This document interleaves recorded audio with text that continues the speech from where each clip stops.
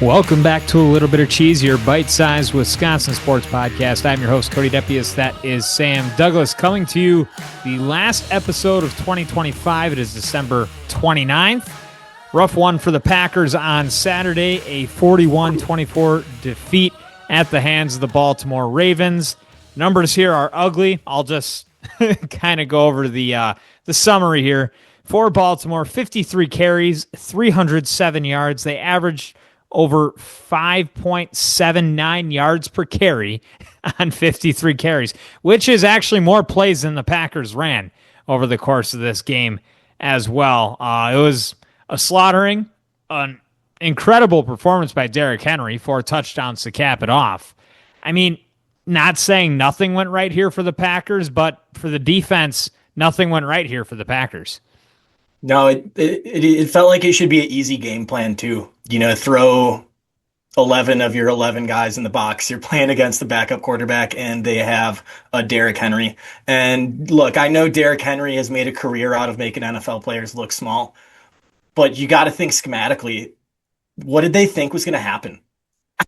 I mean, it looked like they were trying to put linebackers forward, but you got to prep for this guy like a little bit. But once he got going, it was going to be that way all game long. You saw the first drive, and I didn't think we were going to have any answer for him. And then a football game later, we still did not have an answer for Derrick Henry. Now, a lot of teams haven't had an answer for Derrick Henry, but not a lot of teams have let him run buckshot freaking wild all over. I mean, Baltimore just figured out how much they can rely on them, and Baltimore is the first team to figure out that you can just run on Green Bay. Chicago had a lot of opportunities, and they ran well against that Green Bay team, but like if you make that your number one option is just run it up the middle, because there is no size there. And when Riley went down in this game, you had nobody. You are relying on Carl Brooks up the middle. Like there's no size anymore. Lucas Van Ness is hurt. So you can call it for a lack of execution, but there was a push on the line that nobody could make a play. Rashawn Gary, like I said, is not even a football player. Like he's not even worth having out there on the field anymore. And that's a conversation we're going to continue to have the rest of this year, because it's bad. He is so slow. He cannot move bodies. He's getting shoved all around. And Enagbare is 3 times the player that Rashawn Gary is right now. And he's not great. You can be slow if you're strong. You can be slow if you can throw a wide receiver blocker off of you. But you can't be slow and not strong and an edge rusher. It's not going to work out. Yeah, and you say, I mean, let Snoop Huntley throw. Snoop Huntley went 16 for 20 in this game as well. Like they didn't have any options of stopping anybody. People are blaming Jeff Hafley because they are bringing up the numbers, the season numbers right now through 16 games of this year, and then going back 2 years ago and comparing it to Joe Barry's defensive numbers. And I can't see that at all. I mean, you've had some bad performances now in the last couple of weeks here, but you were a top 5 defense until you lost Micah Parsons, and you pretty much went all in to go get that player. You gave up the middle of your defense and Kenny Clark to go out and get Micah Parsons. You didn't go out and draft a cornerback. You were relying on Keyshawn Nixon to play like a number 1, and for Carrington Valentine, who's a 7th-round pick, to go out and play like a number 2 corner. And, I mean, in all honesty, they weren't the reason that this team lost the game. I mean, they had no push in the interior. You can't get pushed around the way that they did. You need to be able to at least plug a hole when you're standing in the middle. You cannot get shoved over on your butt if you're a defensive tackle. And I saw that so many times this last week. And is this at the fault of Gutekunst for not going out and having more depth on the interior? Yeah, I think so. Yeah. Absolutely. And I don't think you can put the whole blame on him, because everybody is hurt. This whole defense is so bad. Like the guys that you're seeing now that are healthy and that are playing, I think a majority of them aren't healthy because of how much of the load they're having to carry now as well. It's a beat up, battered team, and I'll say energy-wise on the defense, it was really, really poor to watch. So it's That's going to be the negative, I think, here from the defense. How worried are you, and how much indictment do you have here on Jeff Hafley, or who gets all the blame here? So there's something that's not going to change, and in this Ravens game we saw it specifically. We've been talking about it all year, just like with the player personnel that we have. This was a game that was a whole lot more Jimmys and Joes than X's and O's. Hmm. And that shows up when you have a Derrick Henry and you can just run a halfback smash, inside run, and it'll work all game long. That just it points out the issue that you're already having. You just don't have the guys. That's not going to change. I mean, we're not going to get Yeah. Micah back. We did give up. Devontae Wyatt might come back to the playoffs. Is that going on? Because That might be an AI thing. that would be huge. Just some sort of presence. But 100%. The issue with this Packers defense is Jimmy's Joe's and not X's and O's. We don't have the personnel to keep up. Yeah. I don't see that changing, and that's why last week I had this come to fruition moment. I don't think this is our year. I would love to be the optimist here. But if you run into Derrick Henry, he's going to cook you. Christian Yeah. McCaffrey will cook us. We won't have an answer. If we see Puka and Devontae, they're going to cook the heck out of us. And that was after Cortland Sutton went to town on our secondary. Yeah. I can't imagine, our best opportunities are if LA gets clipped early, all the good teams lose. And then we see Chicago and Seattle on our way to an NFC Championship game. That's the road, but we just don't have the Yeah. personnel to keep up right now, and I don't see that changing this year. Yeah. Yeah, that's the bottom line. I don't think you can put it on Halfley. Like you can only do so much with the bodies that are out there, especially against a team like Baltimore, who Harbaugh is still one of the smartest coaches out there. Like rarely when Baltimore loses is it going to be his fault, especially over a stretch of time. And they've lost a lot of games this year. And I don't think he's at the helm for the blame of this. I think just pure injuries have been what killed that team as well. But against a team that has been dealing with as many injuries as anybody in Green Bay, Harbaugh took advantage. He knew what the game plan was, and they went out and they executed. And Derrick Henry looked like he was 25 and rushing for 2,000 yards again. It was crazy stuff to watch. So That being said, the offense that's just defensively. I don't have many yeah. qualms offensively, and let's talk little Malik Willis here, huh? Yeah, you beat me to it. Like I said, that's the negative. And then on the offensive side, Malik Willis just earned himself a lot of money. He is going to start somewhere next year, like that, bar none. He went out and he made himself some generational money. So congrats to him and his kids and his grandkids, because they're gonna have it made by this next contract. And I think Malik Willis has earned it. I don't think this is truly a fluky thing. He moves around in the pocket like very few quarterbacks I've ever seen in my life. Like I saw someone say he kind of looks like Michael Vick out there. And there were times he kind of looked like Michael Vick. He had 60 rushing yards in this game. He had 288 passing yards and a touchdown, 2 rushing touchdowns. He was on fire. And he looked that good against Chicago as well. He looks like someone that you want to give the reins to go out there and win you a football game. And yes, people are talking that Malik Willis is your better quarterback, and I still am going to. I will not hear that. I mean, we can go back next year because, like I said, Malik Willis is going to start. So Malik Willis will have a full season next year. There are things that Malik does a lot better than Jordan does. I agree with that wholeheartedly. The way that he can step up in the pocket, the way he can move outside, and the way he can pick up yards that very few quarterbacks in the NFL are able to do. But when it comes to arm talent and someone leading a 2-minute drive, and when you need somebody to go out and throw the ball, Malik looked really good in this game, but Baltimore also looked very battered. Their secondary got beat up in this game as well. So, kudos to him. And anybody in Green Bay is not thinking that Jordan Love, who's getting $60 million a year, is not going to be the quarterback. No matter how good your backup plays, like you have committed to him, and that's what's going to happen.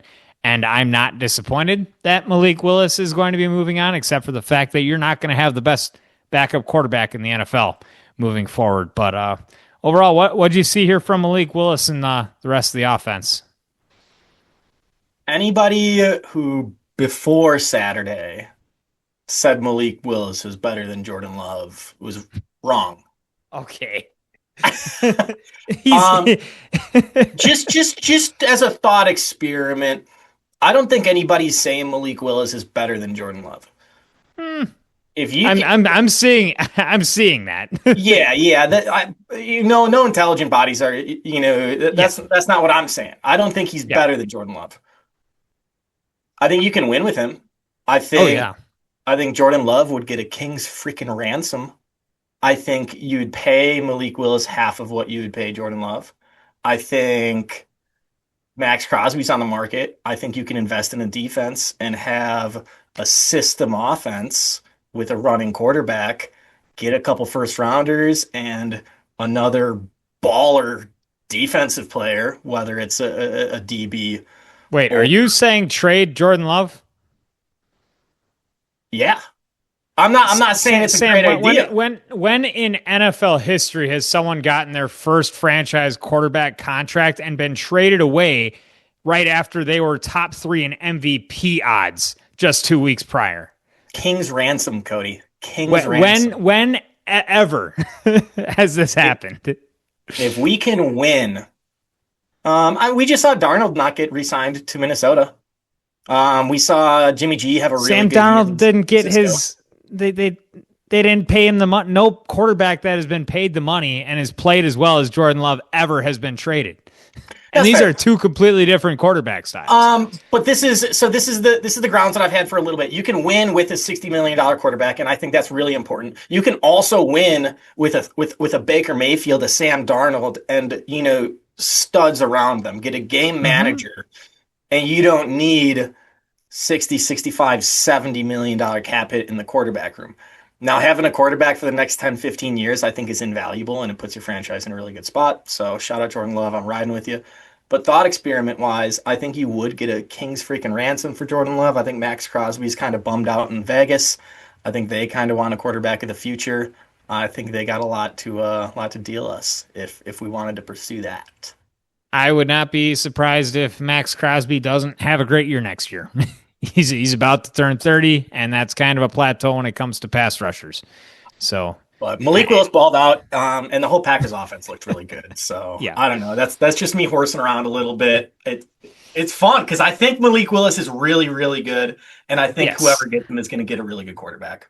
Yes, I think so as well. And I also think we've seen Malik Willis for 4 games now, and it is a small sample size when you look at it in the grand scheme of things. And Malik makes a lot of plays happen just by the way that he can move. Like that play where he rolled out and hit Watson going on the out to the sideline, that was pretty.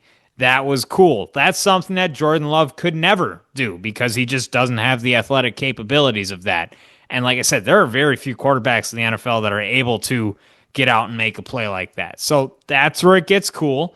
But I mean, we've been watching Phillip Rivers and Aaron Rodgers still slinging around, and they don't need to move around like that either. And I think we've seen a lot of improvement. I don't know where all this hate on Jordan Love comes when he's been out and banged up the last 2.5 games. Like Jordan Love has played so good.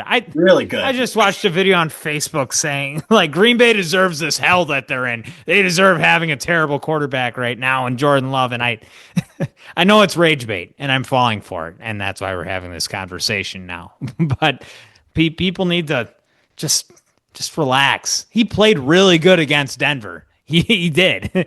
Of course, there are a couple plays at the end you wish you'd have back, but first Mhm. 3.5 quarters of that game, Jordan Love looked really solid. And now we're talking about the backup quarterback being better. But the biggest part of that is just the fact that Malik Willis has looked that good. So we got to give him his flowers. He got a standing ovation out of the tunnel in Green Bay on Saturday. That was awesome. You love to see it. I bet Malik gets to play again on Sunday. I think he will. I think 100% he will. We're locked into the 7th seed right now, Yep. correct? Yeah. Yes. So I hope that we see a lot more backups other than just Malik Willis out there. Yep. It'll be Malik Willis. You'll see probably a lot of Emmanuel Wilson. I mean, all of the wide receivers at this point are backups right now. I mean, Christian Watson might sit, but Yeah. this would be a good like Matthew Golden game. I think like just get the rookie some confidence. Let's get that touchdown number out of 0 range because that's where you want to see your first round quarterback. And Oh, that's a frustrating topic at this point as well. But I mean, we're coming off a game when the offense looked really good, so I'm not going to complain If overall. So if Willis's shoulder's bummed out, are we seeing Clayton Tune for a game? Even if it's maybe, not, dude, are we seeing like maybe protect Willis if he's you'll an asset? probably see a little bit of Clayton Tune, regardless. I think this is gonna look kind of like a preseason game on Sunday. I That's don't good. think they care. I think they are so hurt they're gonna play every bottom of the roster player that they possibly can. And you saw it last week, even with Josh Jacobs. I mean, there wasn't like any rush opportunities either. And I know a lot of probably fantasy owners are not happy with that performance last week, but I mean, the writing was on the wall there. Uh, Mhm. Jacobs only got 4 carries and he only had 3 yards. And I think that was the correct game plan to have. Josh Absolutely. Jacobs needed to sit. I remember in Chicago, there were a couple of plays where he could have hit that outside corner and broke a big one, and he didn't have that quickness, that step. Wilson looked like a better running back in that Chicago game, and Jacobs just needed the time off, so I'm glad that he got it last week, and he's going to get another week. So you're going to go into that wild card weekend, presumably against Chicago, with a somewhat healthy roster. And by somewhat healthy, I mean you're losing 3 of your 4 best players or 3 of your 5 best players to season ending injury. So as healthy as you can be beyond that. But it's, I'll go with what you said before. It's probably not your year. And we're seeing that more and more, especially with all the players going hurt down, getting hurt. And that Kamal had an injury. That sucks for him. I was excited to watch him get more opportunities too, because they had him lined up on the outside, and we were going to get to see somebody get some reps aside from Valentine and aside from Nixon, where you've needed a change up there, and the dude's leg snaps in half very early into that. So prayers to him. That sucks. Uh, and we'll see what Halfley can patch together. But if it's going to look anything close to what it did last week, it's you don't have a chance winning any game, I think, from here on out. So that's your bottom line. I think the offense can hold its own, and you could go back 2 months and we were saying the exact opposite of what we're saying now, and that's just the beauty of the NFL and how things fall. And I do want to ask, just in the NFL overall here, do you have a consensus number one team that you would be betting on right now to win it all? The Patriots. I think I'm so high on Drake May, Cody. I think this guy's a stud. Every time I turn it on, it's precise. It's good. The defense shows Yeah. up. They beat everybody. They've had a really weak schedule, but you got to dominate the bad teams. That's what like the really you can't have close games against Carolina, close games against Cleveland, stuff like that. They came back from down 21 against the Bills a couple weeks ago. They just steamrolled the Jets and put their backups in for the fourth quarter this past week. The Patriots are kind of looking like a wagon. They're doing it offensively and defensively, and there hasn't been a lot of consistency. I also think the Rams on the NFC side looking pretty good. And man, dude, the 49ers offense. I keep waiting for for McCaffrey to look a little old. They use him like he's a combination of Derrick Henry and Puka Nacua. I don't get it. And he just doesn't Yeah. get tired. He's an absolute workhorse. The 49ers offense looks, I think they've had 2 punts in December, which is nonsense. So, That's hey, here's a have you seen the Packers no punt stat? oh God, it's terrible. Oh God. Well, so Packers this year have 3 of the NFL's 11 0 punt games, Which is and they have awesome. lost all 3 of those games. That's such a good stat. If you go a full game without punting, you did so many things right. And they lost all 3 of those. That'd be against Carolina, Chicago, and now this past week against Baltimore, where they did not punt. Yeah, that's crazy. I mean, it kind of just shows you how demented this season has been for Green Bay. Yeah. Like we talk about, I mean, we kind of gave some flack to Goody before for the lack of depth on the interior defensive line. This team was right there. I mean, it took so many guys going down, so many things not going their way for us to be at this spot right here, right now, and every single one of those things has gone wrong. And where it's at, this team is still a 7 seed. They're still going to get a playoff game. I think it's going to be a winnable playoff game, even where things stand right now. And you might find yourself in the divisional round, and who knows what can happen. But Let me it's uh let me just cemented. throw an idea out there to you. And I think it's going on with this Packers team a little bit. I spent some time as a lifeguard growing up, as Mm, most people in the swimming community do. And at the local pool, we didn't allow inflatable devices, for kids to have floaties on their arms or something. We didn't allow it because there's a false sense of security. Because if you have a 2-year-old who's in 5 feet of water and he has two blow ups on the arms and one of them pops, baby's in serious trouble. It's a false sense of security. Baby can't stand in that water. Is that going on with this Packers defense a little bit with Micah Parsons? If they never had Micah Parsons, you'd think over a span of some weeks they figure out, hey, we don't have the personnel, so we got this is his weakness, this is his weakness. We can figure some stuff out like that, so we're not getting ran for 300 yards in a game. Albeit understanding Baltimore is and Derrick Henry is a little bit of a different animal.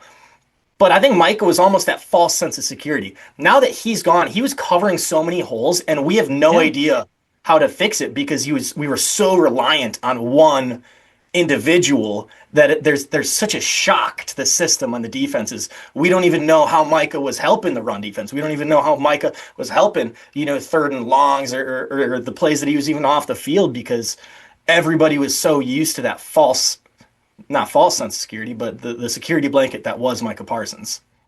Yeah. And Devontae Wyatt, I think, was a lot more valuable than people think as well. But Him, yes, him up that like those two together make that defense top five.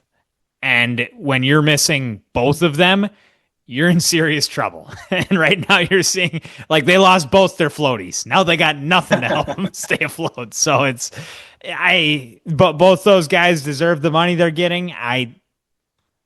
You just hope for next year for both of them. Wyatt, I don't believe is going to be coming back. I never heard anything on the positive front there. I mean, we all heard that it was going to be a season-ending injury when it happened. I haven't heard any news since then. Do know that Micah Parsons went in for surgery today. He put that on his Instagram story, so we can all pray and hope that goes well for him. But it's, yeah, you have no personnel up the middle. You have no size. You have no stamina with your defensive tackles. And with the defensive scheme that you had built for the personnel that was there with Micah Parsons and Devontae Wyatt, etc., it worked. But without those guys and now everybody playing with this scheme, it doesn't work at all. And that's what you're seeing. And you hope that Halfley can find a way to adjust it. But if you don't have a guy that's 285 pounds that can play a majority of your snaps in the middle of your defensive line and not get shoved on his ass, then you're not going to be able to stop a run up the middle. And that's the bottom line. And right now they do not have guys that can consistently play and be effective in the middle of that line. And it's kind of on Goody because we said it at the beginning of the year. We knew it. And we knew that the depth at cornerback was also poor. So we're exactly what we thought we were going to be. And I think this team was really good with the guys that they had, but you need to be able to play if you lose a couple of players due to injury, and they haven't been, or they weren't last week. They were able to play against Chicago, but not against a Superman like Derrick Henry. if you could revisit the first round, do you still draft Matthew Golden? I would have to go back and look and think as to you didn't have many of the players that they needed. Like that, and that I remember there because I was hosting the draft show for ESPN Lacrosse. And I mean, it's easy now to go back and say, oh, yeah, we could easily plug that guy in the middle of the defense. But when you're going into that draft process and guys get drafted right around where you thought they were going to be drafted, there was not a single player that I thought was going to fill into that slot right for Green Bay. If you were to do it all over again, you might trade down. Honestly, I think that would be your bigger capability. And would I say I'd rather have had them trade down than draft Matthew Golden? I think the jury's out on that yet because I think there's just a lot more to see. And I knew he wasn't going to be that effective as a first-year player. And it's what we're working through. It's exactly what we've seen. We had the crystal ball there. I personally wouldn't. I know a lot of people would. Sounds like you would. least to try and get some more depth in those positions that we're looking for? Or what are your thoughts? I would trade down. I wouldn't have. I was always Yeah. against the receiver first round. It was in Green Bay. First wide receiver picked in, first Yeah. round. The scene was electric. It was hard to turn down that moment, but I was steadfast on I just don't think a first round wide receiver is going to help us right now, and it's you know It pretty didn't bad. right now. It might in the future, and I think that's why they draft a lot of these guys. They didn't draft Lucas Van Ness to. I mean, I think they would have loved for him to be effective right away, but I don't think they thought he was going to be a Pro Bowler. I mean, Jordan Morgan has he's he's been fine. He had one really bad play against Chicago, but last week I don't remember any blow up plays. I could be entirely wrong there. He's obviously a tackle as opposed to a guard. Now I'm kind of just going off the rails here. There's lots of could have, should have, would have's. I mean, you didn't need Matthew Golden, but Never did. yeah, I don't know, you man. didn't. It was a weird draft too. Like there just weren't guys.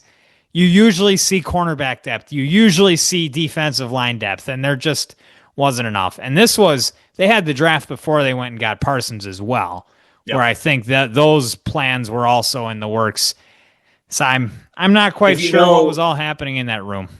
if you knew that you were going to be down to Kenny Clark, I would hope that would change some minds because that Or if is you even had the idea that you would trade Kenny Clark, then you need to go and draft another interior. Like that's and they didn't. And next week you're gonna see Colin Oliver, who's baby Micah Parsons. I've seen him called.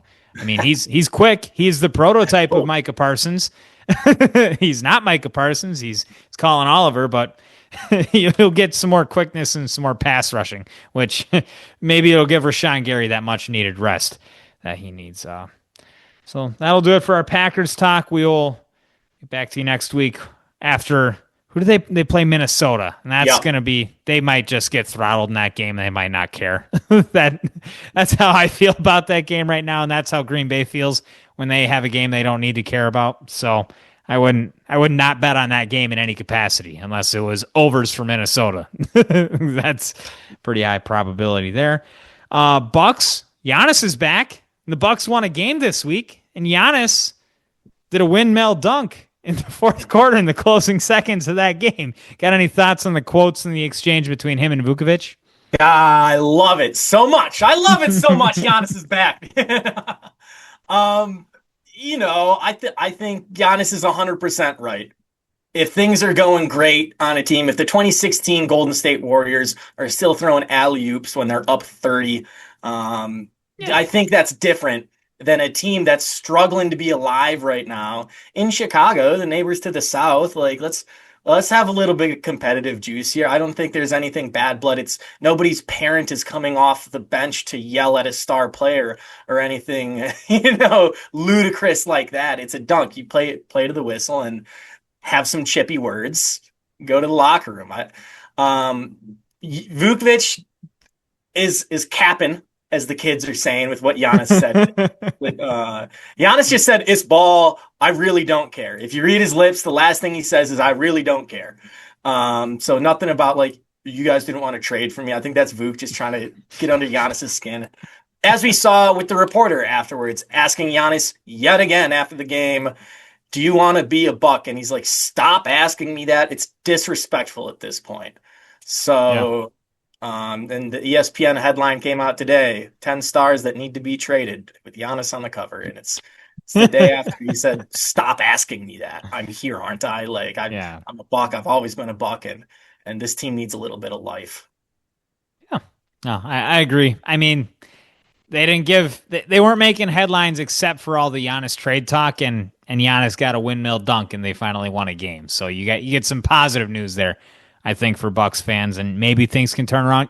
Ryan Rollins had 37 minutes in that game, so maybe Doc has been listening into the podcast. So hello there, Doc, if Ryan you Rollins. are. I was watching the Grizzlies feed as I do sometimes, and I got a quote from one of the Grizzlies announcers, and so for first couple minutes of the game, once Ryan Rollins got checked in, quote, I've watched a couple Bucks basketball games this year, and Rollins is the one who stands out. He just looks different and so comfortable out there. I tell you, you can't take your eyes off this guy. Like Ryan Rollins, man, the other team's announcers are taking notice. He's Yeah. moving smooth out here. I'm all in for the Rollins trajectory, and I got one more Bucks shout out before we get into the grader. Remember I got on the pedestal of Brooke Lopez team rebounding a Yes. while Oh, ago. yes. So Brooke Lopez left the Bucks, and we are now 30th, last place in the NBA in team rebounds this Yeah. year. Cody, we went from 30th. Brooke Lopez was here for 7 years. Brooke Lopez leaves, and now we're back to last place in team rebounding in the NBA. Shout Heck out to yeah. Brooke Lopez. Just tied LeBron and Steph for 9 3-pointers for somebody older than 37. So, Yeah. uh, Career high for him as well, I believe. yeah, Yeah, yep, yep. that's electric. Congrats, Brooke. Yeah, we'll go into the cheese grater. I know Sam, you got another fun one here for us today. Yeah, I got a couple who am I's for you, Mm. Cody. We haven't talked much Brew Crew, so we're gonna stick with the crew here. I got three who am I's for you. Pretty self-explanatory. Let me get my P's and Q's dotted and crossed over here. We're starting in 2009.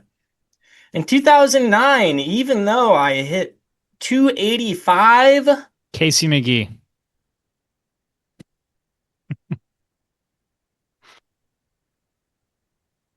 no, No. Okay. no. Continue. I was going between two players in 2009, and Casey McGee is who I started with. I know he So hit 285 hilarious. in 2010, and you could He fact did. check me on that. I'm pretty sure that that was the case. But okay, continue. 285 in Uh, 2009. I hit 285 with the fourth most hits on the team. I only had four long balls this year. Go around the horn. There's a chance that it was Craig Counsell. I got to think.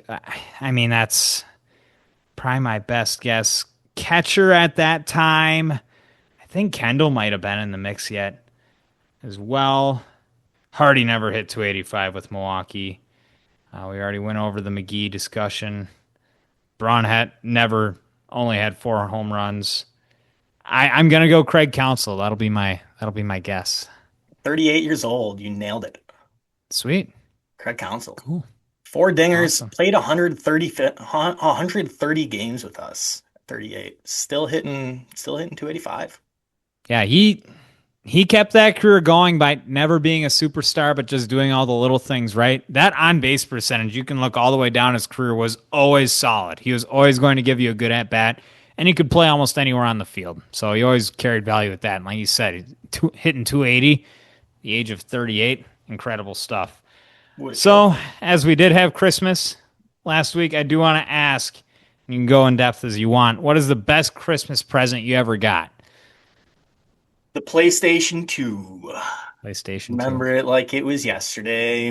Cody, me and Tony, my brother Tony, we're asking for it for months. We really want a PlayStation 2, and Yeah. as soon as it was opened, it was mayhem from then on. So, shout out to the PlayStation 2. It lands in Douglas family infamy in the greatest Christmas present. What was So, the first game you guys popped in there? Star Wars Battlefront 2. That's awesome. Oh I yeah, love that. yeah, we were grinding on that. I got a who am I? We're fast forwarding 4 years to 2013. Although I was a fan favorite in my prime, I had a team worst among everybody that played 100 games. I had a team worst 201 batting average in 2013. He was a fan favorite. Uh, I got to think here. So I know Betancourt was still on that team. We already went over his 2013 season. That was a 212 batting average. I It remember was. that. Think possibly outfield. Corey Hart was never that bad. Uh, Braun was out there. No, I Corey said Hart wasn't even on the team at that point. I said 201, I meant 209. If that At changes anything. 209. Okay, that might. I don't know. We'll have to find out. Uh, Gene Segura was playing on that team, I believe, and he was solid. Uh, The catcher was Luke Roy. He didn't suck that bad ever. First base. So this is where it could get interesting. 2013, this is pre-Mark Reynolds. I think, who was the first baseman at that year? I can't remember. It was a revolving door. It was. 201. Is it Lyle Overbay? No, that's a shout. I would be shocked to find out if I'm not seeing him getting in. Yeah, he might have came back after that for a little stint. But you're in the ballpark. I am in the is it at first base? No. No, it's not at first base. The leading first baseman with games was Juan Francisco for us that year. That's so nuts. I love that. Oh, you probably saw some Jason Rogers in there as well. Catcher, we already went over that. I think I gotta wave the white flag. I'm pretty lost. Oh, this was he was Niger a fan Morgan favorite and is a fan favorite. Is it Niger Morgan? I know he really okay. It's not. He can That's still my be final found guess. in the Brewers clubhouse in 2025. It was Ricky. That was Ricky. Wow. He was bad at the end of his Brewers career. Well, he was bad at the end of his career, period. Because he hurt his ankle, I think, in 2011 or 2012, and then gained a little bit of weight after that, and all his athleticism went out the door. And he just, for some reason, he couldn't hit either. Wow, 201. That's awful. I think conversations were going on about him going down to AAA, and I was like, what do you mean, Ricky Weeks and down to AAA? Yeah. Hey, Ricky Weeks or Jim Gantner? You go whichever way. I got one more for you. Okay. Four more years forward. 2017. In 2017, I'm lucky that I had a team leading 23 stolen bases on the team because my OPS was in the dumps at 665. 23 stolen bases, 2017. Aoki was off of this team. I think Aoki was playing in the World Series by that point. Wasn't the catcher. Wasn't a third baseman. No, that was Jonathan VR. Is my guess. That's your answer? Yes. Yeah, nailed it. Shout out Jonathan VR. Boom. So VR, they picked up for that 2016 dumpster fire. He led the league in stolen bases in 2016. I think he had 60 of them. Wow. And the year after that could not hit, so he just wasn't on base ever to steal bases again. But he still led the team because they were unathletic. But that team, I think, was just one game away from the playoffs. That was kind of the turning point for Milwaukee when things started to click. That was the year before they traded for Lorenzo Cain and Christian Yelich. I think Domingo Santana hit 31 home runs that year. And I believe 9 of those came on Sunday, which is funny because his first name is Domingo. And for those of you that took high school Spanish, Domingo is Spanish for Sunday. 30 home runs that year. Thames and Shaw led us with 31 a pop as well. Mayor of Ding Dong City. He'll be a trivia question, I think, years down the road as well. Travis Shaw.